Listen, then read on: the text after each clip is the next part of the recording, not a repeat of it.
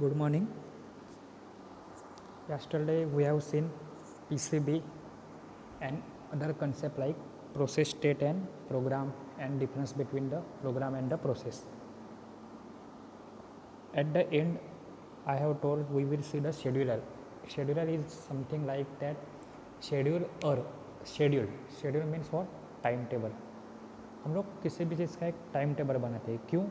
जब भी अपने पास चीज़ें बहुत सारी है, टाइम पीरियड या फिर रिसोर्स कम ज़्यादा है, तो उनका सबका एडजस्टमेंट मतलब क्या रहता है? आपका टाइम टेबल. जैसे कि एग्ज़ाम जो लास्ट सेमेस्टर आपकी नहीं हुई लेकिन आगे चल के होती है, होने वाली है, और इसके पहले भी हुई कि कौन से दिन पे कौन सा पेपर है, कितने बजे है, ये एक टाइम टेबल हो गया, शेड्यूल हो गया आपके subject and date and day wise and time के हिसाब से. सिमिलर वे कंप्यूटर में सीपीयू रहता है normally one. There are multiple processes. और ओनली ऐसा नहीं है कि प्रोसेस डायरेक्टली सीपीयू के पास आती है, सीपीयू डायरेक्ट आउटपुट देता है. There are multiple stages. जैसे कि आप घर से कॉलेज के लिए निकलते हो, तो ऐसा नहीं है कि डायरेक्ट घर से निकले तो कॉलेज पहुंच गए. घर से आपको ऑटो तक चढ़ के आना है. ऑटो का स्पीड अलग, डिस्टेंस कम ज़्यादा हो सकता है. फिर रेलवे स्टेशन से मान लो आप अगर आते हो तो स्टेशन से लेके घोरवड़ स्टेशन फिर चल के आना है, या फिर ऑटो से आना है, या फिर बाइक पे आना है, या फिर बस से आना है, या फिर और कोई मीडियम है. उधर से लेके कॉलेज के अंदर तक तो ऑटो नहीं आती. क्लासरूम में वापस से क्या करना है? आपको चल के जाना है. तो डिफरेंट स्टेप्स एंड एवरीवेयर, यानी हर एक फेज पे आपको अलग अलग शेड्यूलिंग क्राइटेरिया अप्लाई करना होगा. हर एक क्राइटेरिया, हर एक शेड्यूलर का क्या रहेगा? खुद की कैरेक्टरिस्टिक रहेगी, जो मे बी फास्टर है, कोई स्लो रह सकता है. तो यही हम लोग को कहाँ पे देखना है? यहाँ पे शेड्यूलर में देखना है. ठीक है, देखो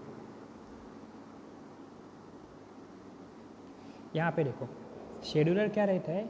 दे are the special system software, यानी एक सिस्टम सॉफ्टवेयर है. वो क्या करते हैं? Which handles the process scheduling in a various way. अलग अलग प्रोसेस है, कौन सी प्रोसेस को कभी भेजना है, किसके पास भेजना है, या फिर कैसे भेजना है, कौन सा क्राइटेरिया अप्लाई करना है, ये सब डिसाइड करने वाला कौन होता है?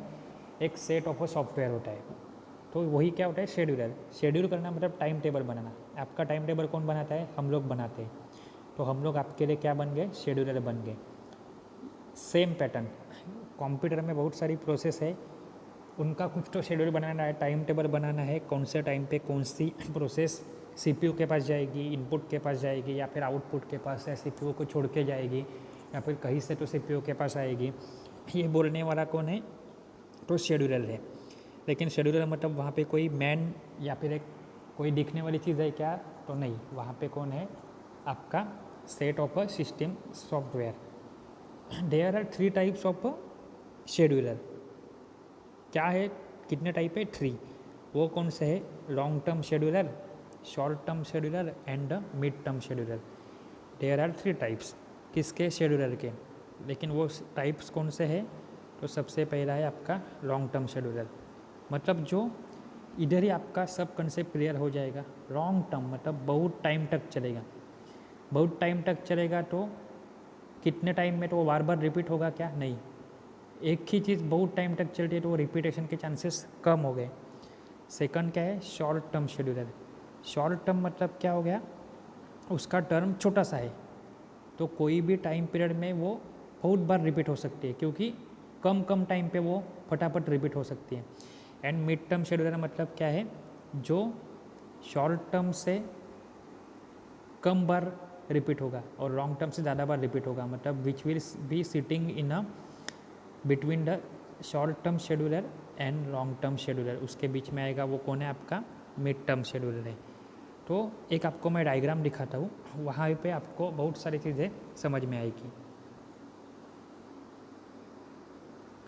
ये देखो, यहाँ पे पहले आपको थोड़ा डिफिकल्ट लगेगा लेकिन इजी है.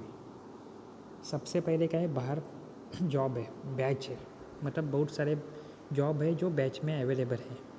कहाँ पे दिख रहा है? ये देखो, दिख रहा है ये. वो बहुत सारे बैच का एक क्यू है. वापस से जाना है हम लोग को डेटा स्ट्रक्चर. क्यू क्या रहता है? It is the data structure use to store the information और data first in first out manner. तो ये सारे के सारे बैच वाले कहाँ पे आ जाएंगे, आपके बैच क्यू में आ जाएंगे। फिर वो कहीं पे तो खड़े हैं, इसके लिए क्लास का एग्जांपल ले लो। आप कॉलेज के बाहर खड़े हो लाइन में, मतलब आप बैच में हो, कॉलेज के अंदर आ गए गेट से, तो वहाँ पे क्यू बना है, वो बैच क्यू है।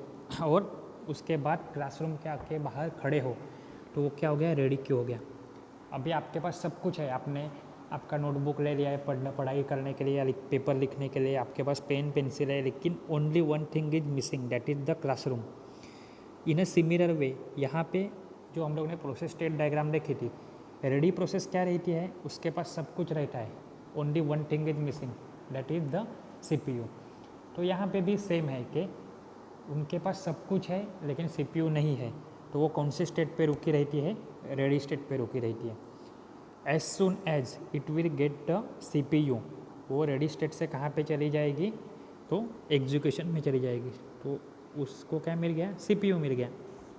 CPU मिल गया मतलब ये वाली स्टेट आ गई।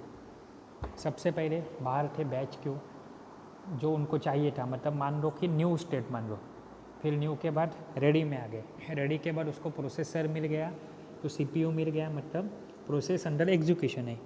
और प्रोसेस एग्जीक्यूशन के बाद मालूम है, एक ऊपर एरो दिखा दिया था हम लोग ने, टर्मिनेटेड या फिर एग्जिट, यानी कोई भी प्रोसेस प्रॉपरली ख़त्म होती है, या फिर तुम लोग जो पर्पज़ के लिए यहाँ पे आए हो, तुम लोग आए हो क्लासरूम में बैठ के असाइनमेंट लिखने के लिए या फिर पेपर लिखने के लिए, वो पेपर लिख के तुम लोग क्या कर सकते हो, तो वो ये है आपका एग्ज़िट। ये नॉर्मल सीक्वेंस हो गई।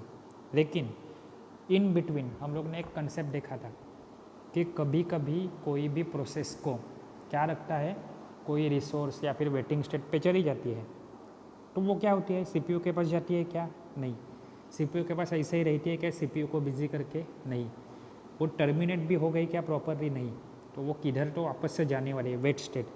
तो जो दिखा है ना नीचे सस्पेंडेड क्यू, या फिर ऊपर भी लिखा हुआ है सस्पेंडेड एंड स्वैप आउट, मतलब उसको पर्टिकुलर टाइम के लिए उसको सस्पेंड कर दिया है, बाहर निकाल दिया है, वो हो गई। अभी क्या है, CPU के पास रेडी क्यू में जो दूसरी प्रोसेस है ना, मान लो तुम लोग के पास किसी के पास आई कार्ड नहीं है, तो तुम लोग को मैंने वापस भेज दिया, तो मैं क्या खाली क्लासरूम में नहीं बैठ रहूँगा, मैं क्या बोलूँगा, नेक्स्ट स्टूडेंट कौन है, वो क्लास में आके बैठो और आपका जो परफॉर्म करना है वो कर लो। फिर आप लोग आई कार्ड लेके आओगे, तो आप डायरेक्टली एंट्री नहीं करोगे, आपको कहाँ पे जाना है, जो बाहर लाइन है ना वहीं पे जानी है। और वो लाइन मतलब कौन है आपका, यहाँ पे येरो से देखो, ये रेडी क्यू है, उसी में आना है।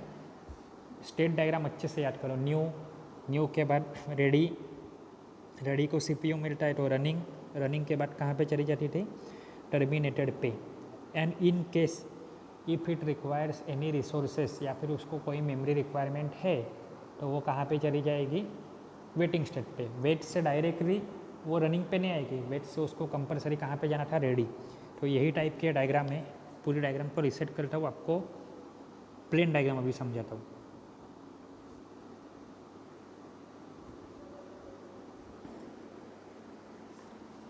देखो यही डायग्राम आपको बार बार रिपीट करनी है, खाली एक्सप्लेनेशन थोड़ा सा अलग होगा।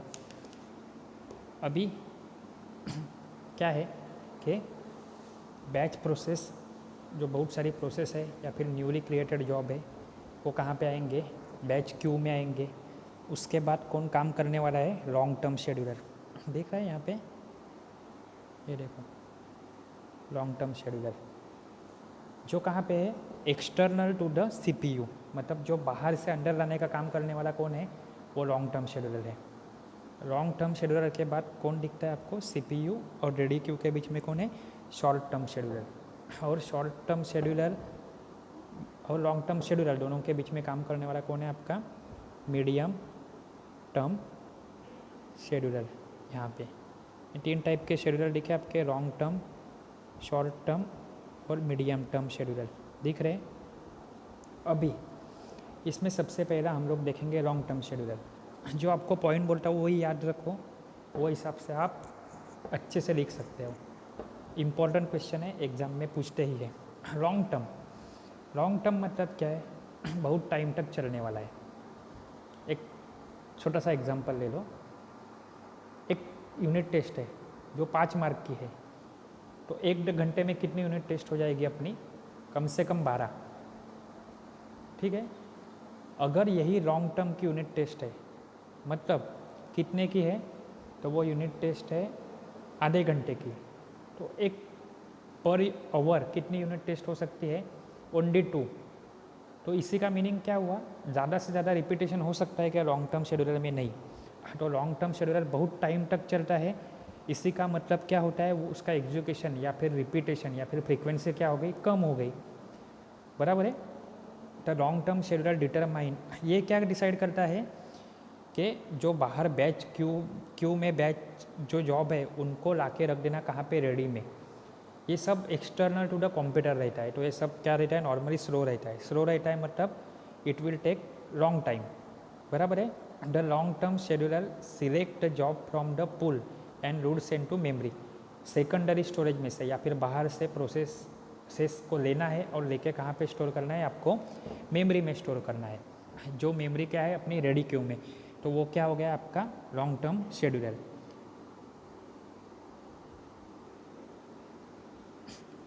देखो, long term scheduler determines which program are admitted to the processing. Job scheduler select processes from the queue and loads them into memory. ये क्या काम करता है? आपके दिमाग में फिट कर लो। सेकेंडरी स्टोरेज से या फिर आउटसाइड से जॉब को उठाना और उठा के कहाँ पे रख देना? मेमोरी में। ये कंपेरेटिवली स्लो रहता है। स्लो रहता है, इसी का मीनिंग क्या है? ये बहुत ज़्यादा टाइम तक चलता है। ज़्यादा टाइम तक चलता है, इसलिए उसको क्या नाम दिया है? Long term scheduler. Processes loads into memory for CPU scheduling. फिर वो मेमोरी में आ गई तो फिर उसके बाद सीपीयू का शेड्यूलिंग हो सकता है। वो हैंडल करने वाला कौन है? आगे के डायग्राम में शॉर्ट टर्म शेड्यूलर। अभी के लिए काम कौन सा है? कॉलेज से तुम लोग बाहर से अंदर आ रहे हो, स्लोली आते हो, वो टाइम मतलब आपका क्या हो गया? लॉन्ग टर्म शेड्यूलर हो गया। It controls the degree of a multi programming. Multi programming मतलब क्या है? कि मल्टीपल प्रोग्रामिंग। वो क्या होनी चाहिए? कंट्रोल करनी, मतलब वो स्टेबल रहनी चाहिए। स्टेबल रहनी चाहिए मतलब आप बोलोगे वो क्या उधर क्या बैलेंसिंग है क्या? हाँ, तो बैलेंसिंग रहता है। अगर मैं आपको 2 काम बोलूँ पर आवर करने के लिए और आप उसमें से एक भी नहीं कर रहे हो, तो नेक्स्ट 2 आवर में कितने काम हो जाएंगे आपके पास? 6 काम हो जाएंगे। फिर 1 घंटे में 8 काम हो जाएंगे। मतलब इनपुट तो आ रहा है लेकिन आउटपुट निकल रहा है क्या? कुछ नहीं। तो ये बैलेंसिंग हो गया क्या? नहीं। ऐसी स्टेट जहाँ पे किसी के पास भी आने वाली प्रोसेसेस का number per unit time equal है वहाँ से जाने वाली प्रोसेस या फिर एग्जीक्यूट होकर बाहर पड़ने वाली प्रोसेस के बराबर है, तो वो क्या हो गया? बैलेंसिंग। मतलब ऐसा नहीं है कि इनपुट बहुत ज़्यादा है और आउटपुट में कम प्रोसेस निकल रही है, या फिर इनपुट में कम आ रही है लेकिन आउटपुट में ज़्यादा है, ऐसे नहीं। जितनी चीज़ें इनपुट में है उतनी ही आउटपुट में, यानी यहाँ पे चीज़ें नहीं है, यहाँ पे क्या है? प्रोसेस या प्रोग्राम है। तो degree of multi programming should be balance, या फिर ये बैलेंसिंग का काम करते हैं। And on some operating system क्या रहता है? लॉन्ग टर्म इज मिनिमल और not available. Not every operating system will support the long term scheduler. मतलब आप बोलोगे कि सर ये ऑपरेटिंग सिस्टम में लॉन्ग टर्म शेड्यूलर है लेकिन इसमें नहीं है, ऐसा पॉसिबल है क्या? तो हो सकता है। या फिर मिनिमल का मतलब क्या? मिनिमम। या फिर वो काम करेगा लेकिन उसका इम्पोर्टेंस क्या रहेगा? इतना ज़्यादा नहीं रहेगा, कम रहेगा। एंड पहले जैसे पॉइंट बोला कि लॉन्ग टर्म शेड्यूलर है तो उसका फ्रीक्वेंसी काउंट क्या होगा? एग्जीक्यूशन क्या कम हो जाएगा, क्योंकि नंबर ऑफ टाइम ऑकरेंस उसका ऑब्वियसली कम होगा क्योंकि टाइम ज़्यादा लग रहा है, तो पर यूनिट टाइम एग्जीक्यूशन क्या है? उसका कम है। ठीक है, उसका डायग्राम आपको मालूम पड़ गया। अभी सेकंड क्या देखेंगे हम लोग? Short term scheduler. देखो डायग्राम दिख रही है। शॉर्ट टर्म शेड्यूलर कहाँ पे काम कर रहा है? अभी आ गया विद इन द सिस्टम, बाहर से अंदर ला के रखने का, सेकेंडरी स्टोरेज से मेमोरी में ला के रख देने का काम किसने किया? लॉन्ग टर्म शेड्यूलर ने किया। हाँ, मतलब वो कहाँ पे हो गया? ये देखो,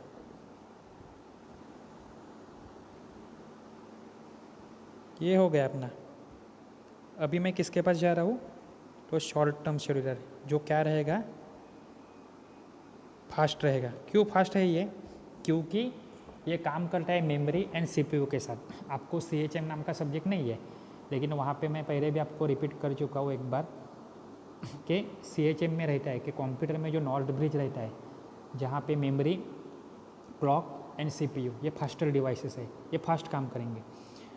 तो जो ये लॉन्ग शॉर्ट टर्म शेड्यूलर है उसका भी काम क्या है, रेडी क्यू में से प्रोसेस या फिर प्रोग्राम को उठाना और सबमिट कहाँ पे कर देना, सीपीयू के पास।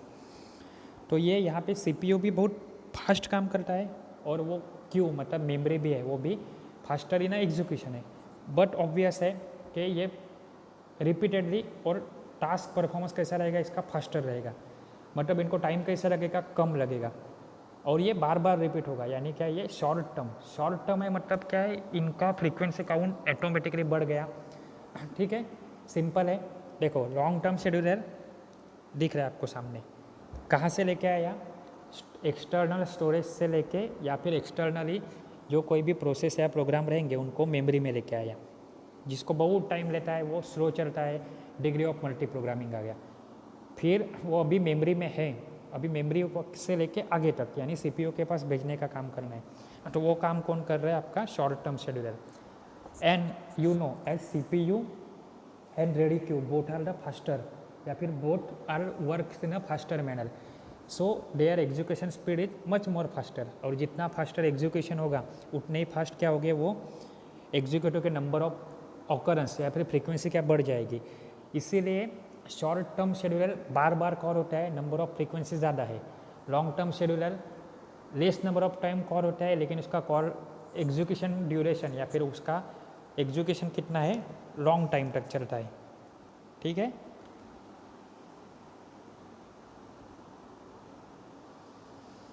जो शॉर्ट टर्म शेड्यूलर रहता है इसका स्पीड सबसे ज़्यादा रहता है। यानी किससे सबसे ज़्यादा, मतलब वापस से आपको वो लिखना है, आप ऐसा लिख नहीं सकते कि द स्पीड ऑफ ऑपरेशन और speed of execution is much more faster. Compare करो किसके साथ, बाकी अपने साथ दो जन कौन है, तो मीडियम टर्म शेड्यूलर है और लॉन्ग टर्म शेड्यूलर है, ये दोनों से ज़्यादा। नॉर्मली शॉर्ट टर्म शेड्यूलर क्या रहता है कि उसकी फ्रीक्वेंसी कितनी होती है, फ्रीक्वेंसी मिली सेकंड या फिर कभी कभी सेकंड। अगर मिली सेकंड में रहेगी तो फ्रीक्वेंसी ज़्यादा हो गई, सेकंड या फिर मिनट में रह गई तो क्या होगी, फ्रीक्वेंसी उसकी कम हो गई। एक कंसेप्ट है इधर कि प्रीएम्प्टिव नॉन प्रीएम्प्टिव, जो अलग से मैं आपको अलग से वो बोलूँगा, लेकिन अभी के लिए क्या आपको याद रखना है, शॉर्ट टर्म शेड्यूलर सबसे ज़्यादा बार एग्जीक्यूट होता है, रिपीटेड होता है, फ्रीक्वेंसी ज़्यादा है, शॉर्ट टाइम मतलब वो फास्टर इन एग्जीक्यूशन है। ये क्या करता है, जो लॉन्ग टर्म शेड्यूलर ने प्रोसेस को लाके रख दिया है कहाँ पे, एक क्यू में, वो क्यू से उठा के असाइन करता है प्रोसेसेस। किसे असाइन करता है, तो आपके सीपीयू को असाइन करता है। और इसका स्पीड ऑफ एग्जीक्यूशन किससे ज़्यादा है, दोनों से ज़्यादा है, लेकिन दो जन कौन, तो मीडियम टर्म शेड्यूलर और लॉन्ग टर्म शेड्यूलर। अभी ये होने के बाद हम लोग देखेंगे जो बचा हुआ है बीच वाला, यानी कौन सा है, मीडियम टर्म या फिर मिड टर्म शेड्यूलिंग। उसका शेड्यूलिंग करने वाला कौन है, मिड टर्म शेड्यूलर। अभी दिख रहा है आपको यहाँ पे mid term scheduler.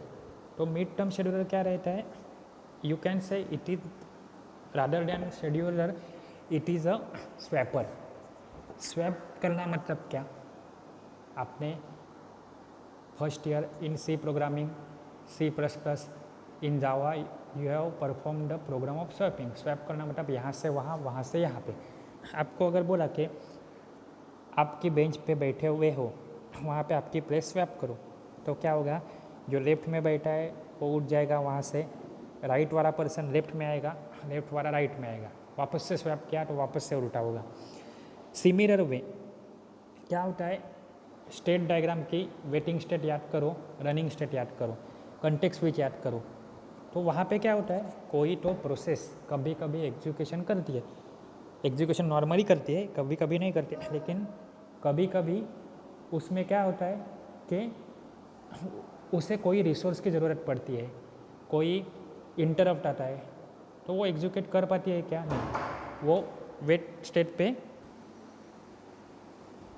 So it is called as a swapper. Swap करना मतलब, अभी आप बोलोगे सर यहाँ पे थोड़ी वेरिएबल है, यहाँ पे कुछ नहीं है, तो यहाँ पे क्या करना पड़ता है, जैसे भी प्रोसेस वेट स्टेट में जाती है और a condition where you will require to halt the process or to stop the process for a particular time, then what, CPU will be idle. हम लोग को CPU को आइडल रखना है क्या? नहीं। पहले दिन से हम लोग देखते हैं CPU को बिजी रखो बिजी रखो। अभी वो प्रोसेस टर्मिनेट भी नहीं हुई है, वो एग्जीक्यूशन में है, लेकिन किसी भी चीज़ के लिए कोई इनपुट या आउटपुट के लिए वो रुकी हुई है। तो ऐसे में हम लोग को क्या करना है, वो प्रोसेस को हम लोग स्वैप आउट करते हैं। स्वैप आउट करते हैं मतलब कहीं निकाल नहीं देते, अभी के लिए CPU के पास से हम लोग उसको बाजू में रख देते हैं, जो वो जाके रुकी रहेगी कब तक, जब तक उसका इंटरप्ट, जब तक उसका टाइम स्लाइस नहीं आए, जब तक उसको कोई प्रॉपर इनपुट नहीं मिले तब तक। इसी को क्या बोलते हैं? Swap out. किया है यहाँ पे हम लोग ने स्वैप आउट, ये देखो ये है स्वैप आउट कर दिया हम लोग ने। तो स्वैप आउट किया तो क्या हो गया, स्वैप आउट की हुई प्रोसेस गई, अभी वो रुकी है कहीं पे, तो उसको आप लोग सिमिलर मान सकते हो जैसे आप लोग बाहर से आए थे या फिर एक्सटर्नली अभी प्रोसेस है। लेकिन फ़र्क क्या है, खाली ओनली द डिफरेंस इज ये एक बार एग्जीक्यूट हो चुके हैं CPU के साथ, उसको वापस से सेम ट्रीट किया जाएगा सेम वे जैसे कि नहीं है, तो ये वापस से कहाँ पे चलेगी? बाहर चलेगी। अभी उसको अंदर आना है, जैसे वेट स्टेट से डायरेक्ट प्रोसेस अंदर आती थी क्या? नहीं आती थी, तो वो हमेशा कहाँ पे चली जाती थी? रेडी क्यू में। तो ये भी देखो स्वैप इन का एरो दिख रहा है आपको, कहाँ पे गया? रेडी क्यू के पास गया। या फिर अगर कोई इनपुट आउटपुट के लिए रुकी है तो भी वो वेटिंग स्टेट पे चली गई और उसको भी कहाँ पे आना है? रेडी क्यू के पास आना है। मतलब ये क्या कर रहा है, कुछ ज़्यादा काम कर रहा है क्या? नहीं, ये चेक कर रहा है, it is checking in the system के प्रोसेस कुछ है कर रही है, तो उसको टर्मिनेट होने तक रुको, नहीं तो उसको स्वैप आउट करो। स्वैप आउट करो मतलब सिस्टम से बाहर निकाल दो, वो फुलफिल होके आई, उसके पास सब कुछ है, इनपुट आउटपुट है, सब रेडी है, तो वो रेडी क्यू में आएगी और रेडी क्यू से होके वापस से CPU और प्रॉपरली टर्मिनेट हो गया तो वो क्या हो जाएगा? आपका एंडिंग पॉइंट तक चला जाएगा। मतलब इन शॉर्ट आपको अभी वापस से एक डायग्राम पहली वाली समझा देता हूँ तो आपको क्लियर हो जाएगा। ये देखो,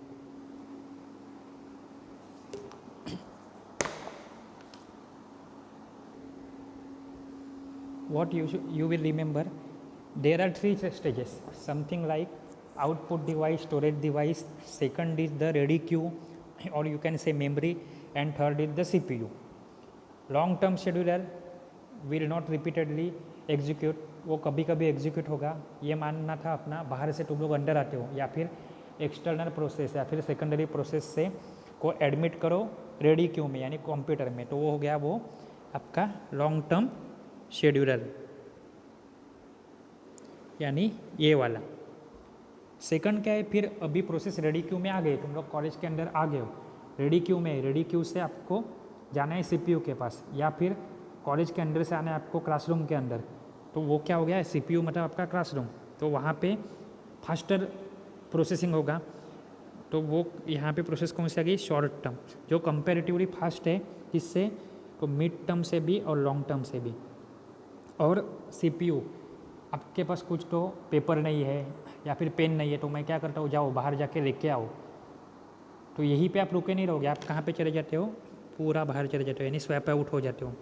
स्वैप आउट होने के बाद कंडीशन फुल फिल करते हो, वापस से आप कहाँ पे आते हो? बाहर से होके अंदर आते हो, डायरेक्टली क्लास में नहीं आते, इधर ही नहीं घूमते रहते।